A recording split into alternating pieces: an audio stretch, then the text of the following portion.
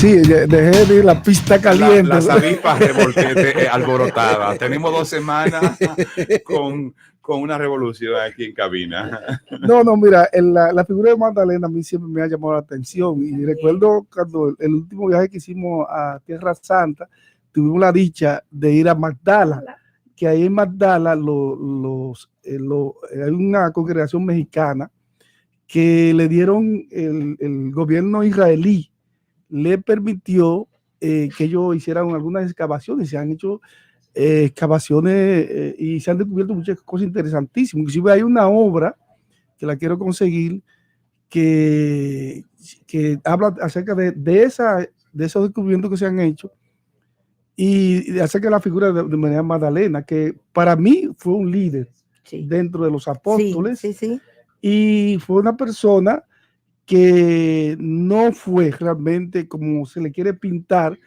Mi profesor de Sagrada Escritura nos dijo a nosotros que no sé si, ahora no sé si cuál de ellos, porque por eso no voy a decir el nombre, pero nos dijo a nosotros que fue un error de San Jerónimo al confundirla con una de las pecadoras, ¿verdad?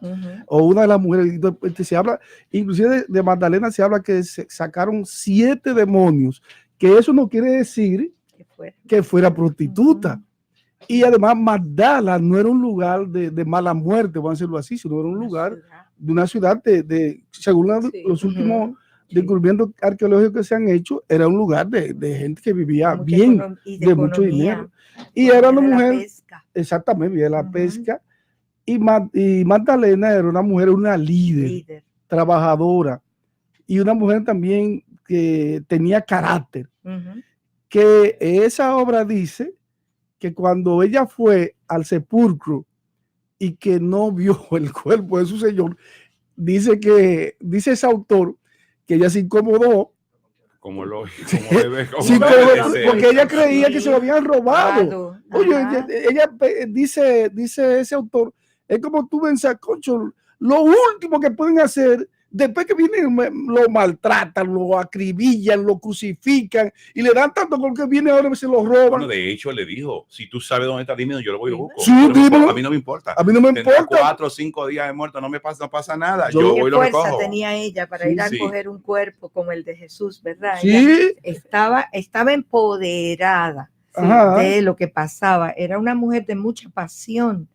Yo creo que Magdalena es un ser humano que tenemos que seguir estudiando, que seguir investigando a esa persona de Magdalena, porque es cierto, era una líder en el grupo de los apóstoles. Incluso yo estuve haciendo un estudio sobre ella y tuve que leerme varios de los evangelios apócrifos. Hay un evangelio apócrifo de María Magdalena y el evangelio apócrifo de Tomás. Y en ambos. ¿Qué es un evangelio apócrifo? Para que la gente un evangelio apócrifo un texto es un texto apócrifo. Son textos escritos. En la época de Jesús no fueron solamente 4 los evangelios que se escribieron. Se escribieron cientos de evangelios. Yo tengo varios libros donde están recogidos esos libros, esos evangelios que se escribieron al margen del canon. O sea que la iglesia hizo un estudio de un grupo de ellos y entre esos eligió el de Marcos, el de Mateo, el de Lucas y el de Juan. Pero fueron muchos evangelios que se escribieron, porque tú sabes que evangelio, lo que quiere, la palabra evangelio es buena noticia. Y era un término que lo usaba la gente comúnmente. No era patrimonio de la iglesia, no era patrimonio de los cristianos. Los romanos lo usaban. Los romanos lo usaban. Cada vez que el emperador hacía una cosa buena, era una buena noticia. Incluso hay textos que yo estudié donde había una narración de un evangelio, por ejemplo, del emperador Augusto. Sí. Era un evangelio, era una buena noticia, ¿verdad? Entonces se escribieron muchísimos evangelios porque lo que estaban era recogiendo la buena noticia de Jesús. Pero esos evangelios apócrifos o tenían alguna debilidad, por ejemplo, que pusieran a Jesús niño, digamos, a hacer un milagro como hacer una palomita en barro y hacer soplarle y ponerla a volar. Eso no entra muy infantil. no, y hasta ingenuos Mágico. o mágicos. Sí. Entonces la iglesia con mucha sabiduría hizo un discernimiento y escogió 4 que son los canónicos, o sea, son los aceptados por la iglesia, pero ahora se están publicando después del descubrimiento de Nag Hammadi, en donde se encontraron todos estos restos de libros bíblicos en unas tinajas en el 1948, pues se han publicado todos esos rollos que se encontraron en esas tinajas y son evangelios, pero de esta naturaleza. Entonces, todos esos que están fuera de los 4 canónicos son los llamados evangelios apócrifos, que tienen vestigios de la presencia de Jesús, de lo que Jesús hizo, de la vida de los apóstoles, de la vida de la comunidad.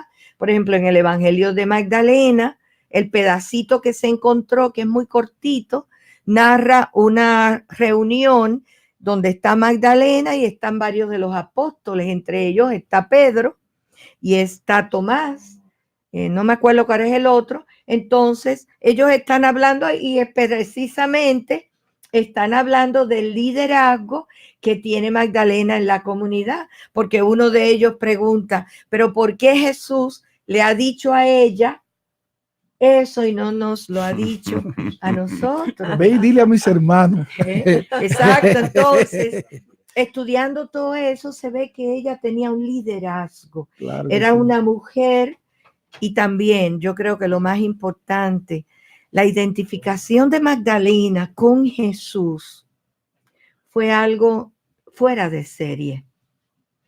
Y eso Jesús lo nota, lo ve, porque esa pasión de ella a ser capaz de estar ahí hasta los pies de la cruz. María la madre, María Magdalena y la otra María sabían a lo que se exponían. Claro. Ellos eran los seguidores del crucificado. Entonces era una mujer valiente, una mujer, yo digo, de esas que no le temen a nada, que dan el corazón, que se entregan, como yo creo que como necesita Jesús 2 o 3 seguidores. Amén. Amén. Como quisiéramos ser Sí, nosotras como también, quisiéramos ser, apasionada. que no le ¿verdad? tengamos Eso. miedo a nada. Magdalena no le tenía miedo a nada. Por eso al hortelano, eso que tú dijiste, dime dónde lo pusiste, que yo lo voy a buscar. Yo me imagino, o sea, una de las escenas o de las narraciones de la palabra de Dios que a mí más me dan entre el pecho y el corazón, como dice el bachatero, es esa. O sea, porque en un momento determinado, en unos ejercicios espirituales, yo, en mi composición del lugar, yo me fui a los hechos. Y yo me imagino, tenemos una imagen de la feminidad, la sensibilidad, la espiritualidad y una capacidad que no tenemos muchas veces nosotros los hombres. Y yo imagino a aquella mujer con el carácter que tenía y la pasión, como tú acabas de decir, pero con la sensibilidad femenina.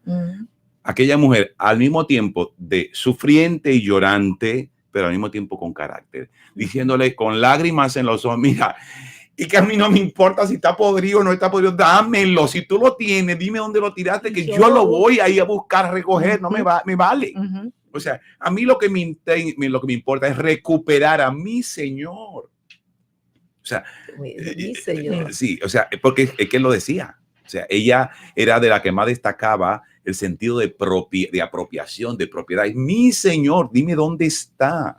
Entonces, yo creo que como tú dices, a María Magdalena hay que reivindicarla, estudiarla. El Papa lo hizo, Francisco, este año. Yo hacía muchos años que la fiesta de Magdalena no se celebraba como así, hasta en las redes salió la fiesta. Se ha recuperado muchísimo la figura. Este año, la fiesta de Magdalena, el santoral, la liturgia, todo, o sea, se está como recuperando esa figura.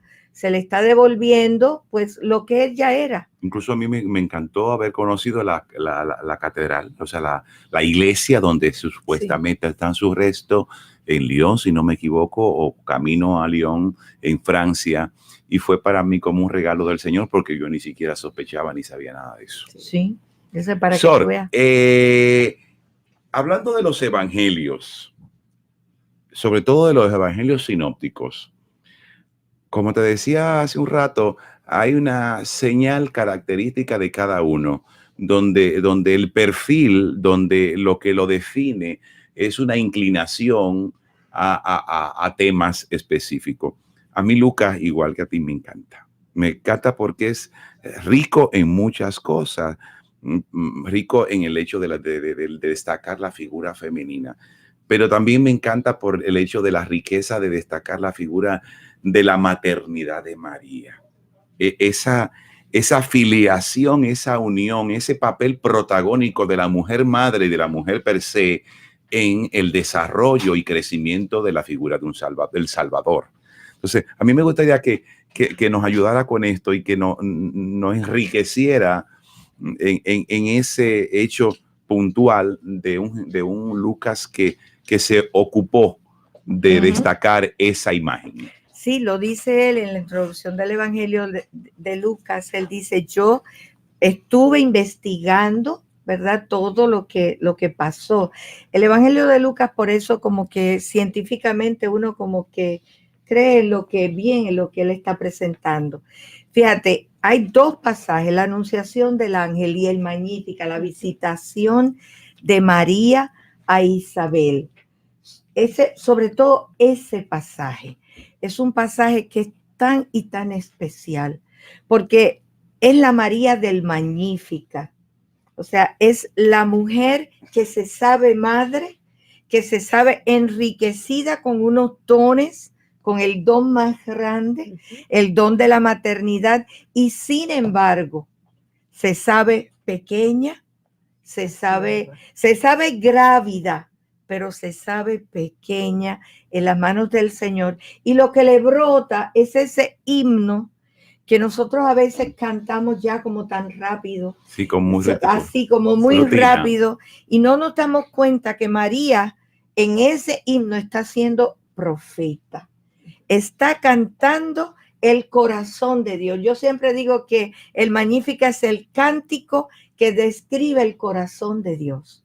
Por quien Dios opta, por quien Dios es Dios. Entonces esa, para mí, es uno de los cánticos más hermosos y sobre todo porque tiene una prefiguración en el Antiguo Testamento, donde otra mujer, una mujer estéril, Ana, que se siente enriquecida también por ese don que le hace Dios de regalarle un hijo.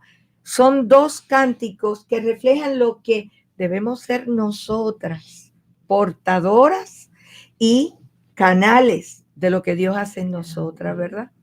Una de nuestras oyentes nos llama y pregunta que si es correcto hacer la señal de la cruz antes de la Magnífica. Antes del Magnificat, bueno, yo no lo hago. Se hace en los laudes que rezamos por la mañana, se hace en el Benedictus porque es un texto bíblico. Pero el Magníficat es un texto bíblico que no lo rezamos comúnmente, nada más que en las vísperas. Yo no sí, sé. La liturgia manda así hacerlo, Sí, porque cuando bueno, estamos... yo sé en la mañana sí lo hacemos. Cuando estamos, por ejemplo, al igual que el Benedicto, porque es evangelio. Y entonces también en las completas, cuando el Nunc Dimittis también sí, porque porque de la misma manera, dicen los liturgistas, que uno se presigna antes de leer, de proclamar el evangelio, estamos proclamando, como que dice, un trozo del evangelio, y eso es palabra de Dios. Entonces, algunos liturgistas mandan a que, por ejemplo, en un contexto de víspera, un contexto de laudes, que es el Benedictus, sí, ese sí. Y completa también. Entonces, ahí sí. Ahora sí, lo estamos haciendo fuera de ese, no es necesario.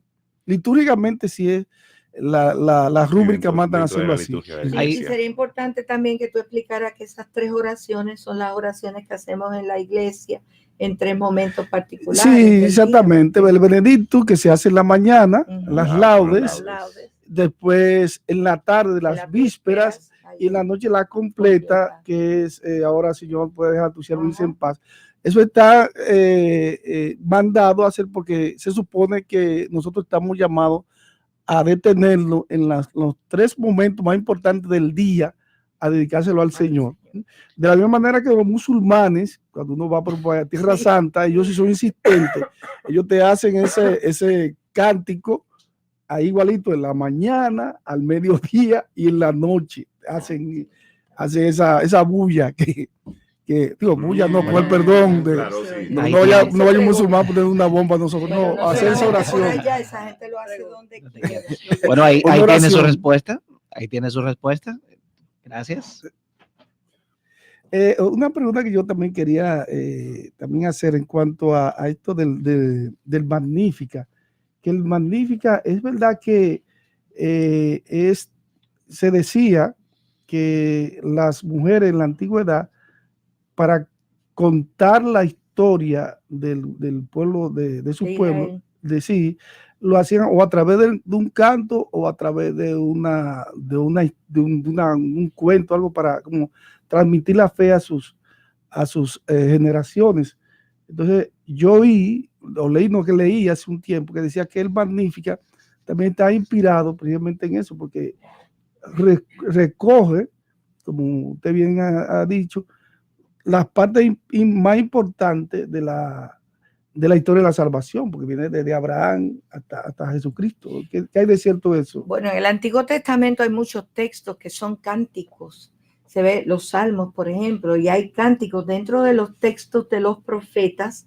Hay pedazos que son cánticos. Se ve que el pueblo de Israel utilizaba mucho. Se dice que Miriam, la hermana de Moisés, dio gracias a Dios con un cántico, y es el cántico que nosotros cantamos en la Pascua. Al cántico de Moisés, sí. Exactamente. Precipitó en el mar caballo y caballero. Exactamente. Entonces parece que es dentro de los géneros literarios que hay en la Biblia, los cánticos son muy usados. Ahora sí está ya como comprobado que María conocía el cántico de Ana.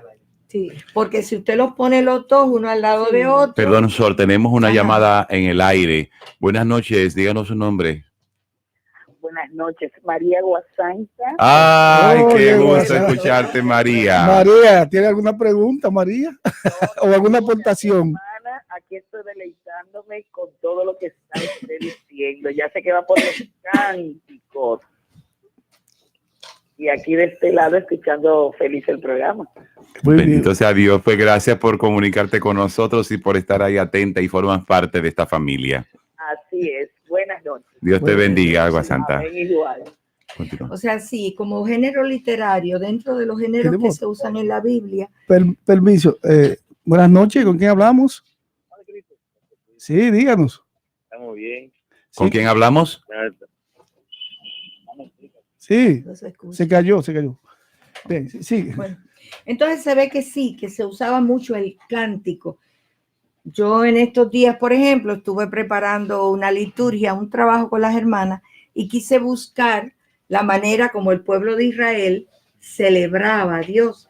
Y me he encontrado una cantidad de danzas litúrgicas, danzas del pueblo judío, donde se danzaba y se cantaba. Entonces, no es raro ver que lo que se hace en las bodas, que en las bodas también Se canta y se baila. canta, parece que era el estilo Mm. de la liturgia que podía tener ese pueblo. Sí, qué bueno. Bueno, Oh, se nos- como siempre. se me quedó otra Nos pregunta, varias quedamos preguntas. corto cada semana. Tenemos serios problemas con los Sí, tiempos, sí. ¿eh? Vamos a tener que traer un día de esto una canción de Rolando Ojeda para decirles del horno mal que las horas. Sí. Este programa vamos a tener que hacerlo de 2 planos. Sí, definitivamente. ¿No? Y Cuando cuando tenemos- se habla de la Biblia, Sí. pues Y cuando tenemos invitados tan especiales como hemos tenido en estas últimas semanas, es una bendición, de verdad que sí, porque nos instruimos, nos entretenemos, nos enriquecimos y sentimos la comunión de una comunidad que se nutre de la misma palabra, una palabra que siempre, siempre alimenta. Y que da vida. Bendito sea Dios. Gracias. Yo creo que, ¿qué podemos decir, tesoro? Gracias, pero imagínate. No, tú, hoy soy yo la que tengo que dar gracias así. por haberme invitado, porque aquí el padre me motivó de nuevo a seguir investigando a Magdalena. Sí, A no ya. ceder. Y de verdad darle gracias a Dios, porque cuando es de la palabra, uno se... Y cuando vayamos a Israel, yo quiero que tú nos acompañes Ay, Ay, para bendito llevarte sea. a Magdala. Ah, qué bien. Y sobre Mire. todo que cuando, a medida que vaya consiguiendo datos, lo vaya recopilando y teniendo ahí en archivo, en una carpeta, porque posiblemente o no posiblemente la próxima invitación será para hablar de María Magdalena. Claro, se va a hacer. Y hermanos, qué maravilloso el poder compartir. Vamos a orar, vamos a dedicar como siempre este tiempo a la oración, a todo esto que también nos enriquece tanto, que es la palabra como alimento y la oración como fermento.